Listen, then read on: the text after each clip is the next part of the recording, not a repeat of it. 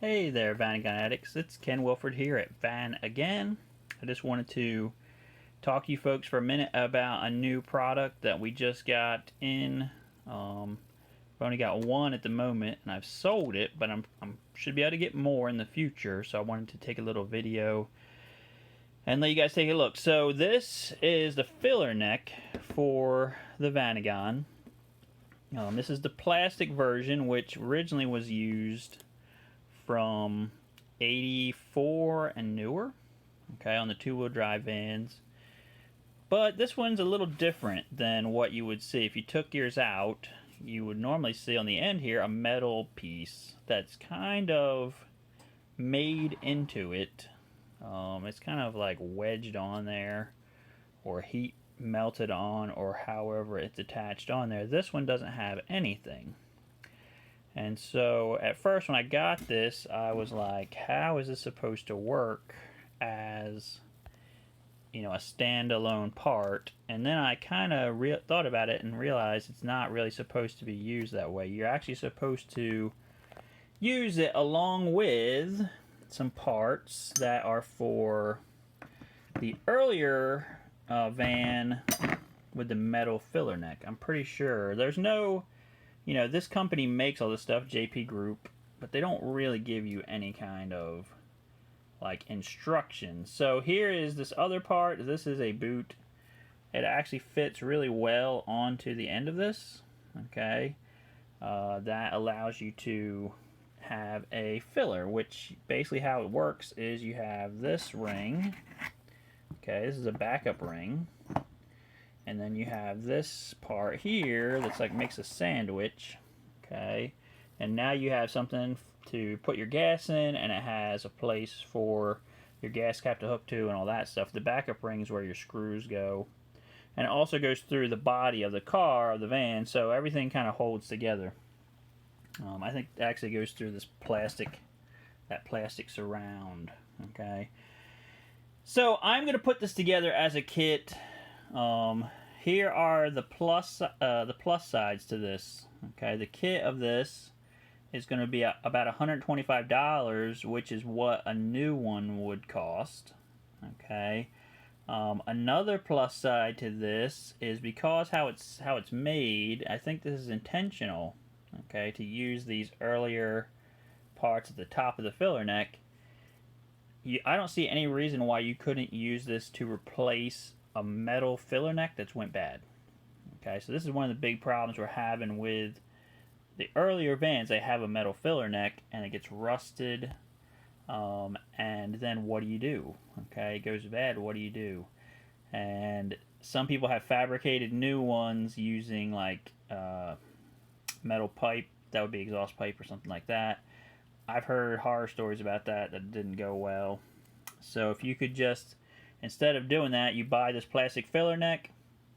If these top pieces here are still in good condition, you just slide it together. It doesn't come with this little vent piece, but again, you can, basically use your old one. A lot of times they're still fine. And put that back together. We do have that piece as well if you need that. But like I said, a lot of times the old piece is perfectly fine on this little vent tube here that goes to the gas tank. But yeah, if you used it in your early van, it should work. And there's actually a different gasket down here too. If you have the early style gas tank, it'll go into that. It actually goes from the smaller diameter to the bigger diameter of the early tank. So, let me know what you guys think about this product. I'm going to put it up for sale. I have to order some more filler necks because this one is going out today, being shipped today. But if you ordered some more, I can get them in just about a week, and you guys can give this a try. So, the only other weird part about this whole situation, so I'm just trying to warn you on this and let you know what's going on with it. So originally they had some kind of a rollover deal in here. The later vans had a metal little thing that would, not only was it a rollover, it limited the size of your nozzle that you could put in. This one, it doesn't do either. So there's no rollover. Of course, your gas tank cap would probably hold in the gas if you rolled over.